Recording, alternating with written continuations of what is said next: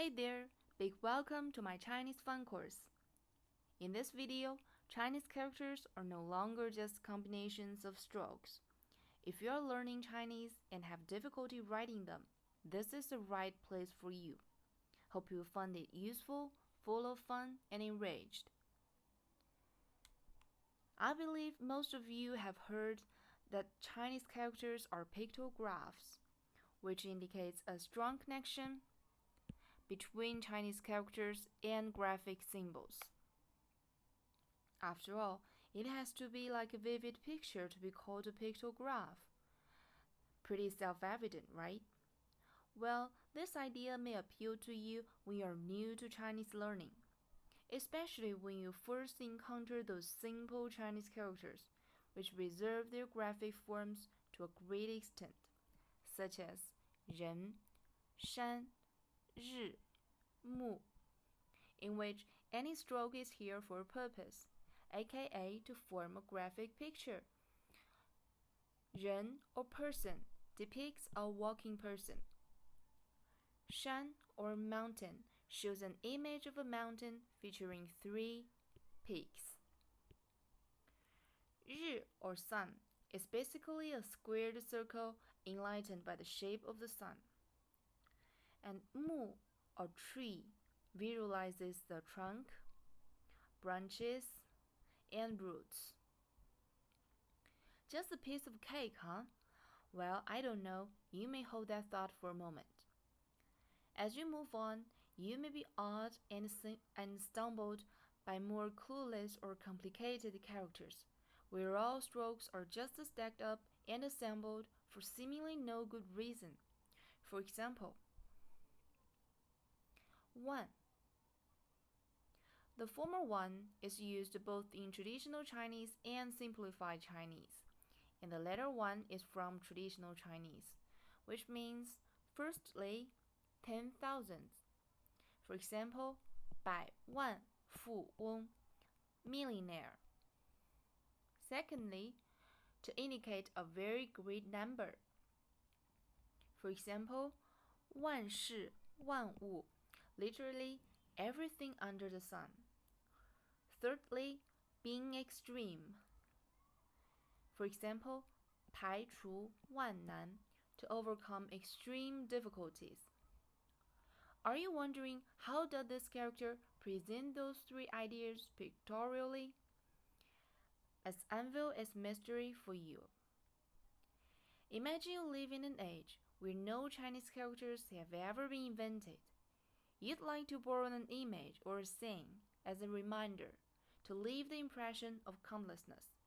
The point is, on what kind of saying would you make an involuntary exclamation, like, "Oh gee, that is a lot"? How about this? How about this? For those 2 cases, number 3 is a great tool to indicate the concept of many. 1 person is written in this way. 3 persons stack up. Then we got many persons, that is a crowd. We use this character to indicate public. Similarly, 1 tree is written in this way. 3 trees stacked up. Then we got many trees, that is a forest. We use this character to indicate forest. Here you may get a clue on the significance of number 3 in Chinese culture. We may dive into this idea in another video. Let's get back to the track. Before moving on, I'd like to pre-order from you a big and capitalized wow. Ha, I was just kidding. The cartoon version of a scorpion is far from annoying, huh? Because I don't want to risk scaring you out of my video. You may Google scorpions if you are prepared to see how creepy it is seeing numerous scorpions creeping around. You may also Google scorpion babies to see how scorpion babies are carried about on their mother's back for protection before their first molt. Both things are overwhelmingly impressive. Our ancestors chose scorpions to represent the concept of countlessness. Here is how they inscribed them on tortoise shells and bronze.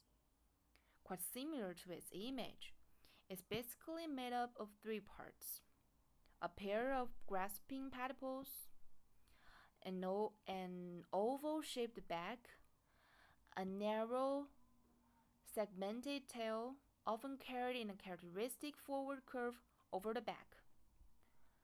Later on, a hand is added upon the tail. Now that I've explained its evolution, its stroke must have become more meaningful to you. Let's practice writing it. We have to bear in mind that it is made up of three parts. First part, a pair of grasping pedipalps. We can write them as two crossings. Secondly, an oval-shaped back. We can write this part in this way. Then the hand added upon the tail. We write it in this way.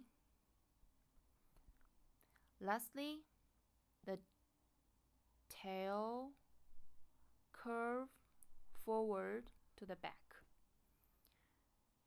The tail curve forward to the back. Hope you have done it. As you can see, when you write Chinese characters, you are supposed to follow a specific sequence of strokes. The original image, ancient writing ways, and their evolutions are just for you to get a better understanding of each stroke, partly as mnemonic devices. If you want to learn more of them, you are welcome to subscribe my channel. There are more to come for this series. Thank you for watching and see you next time.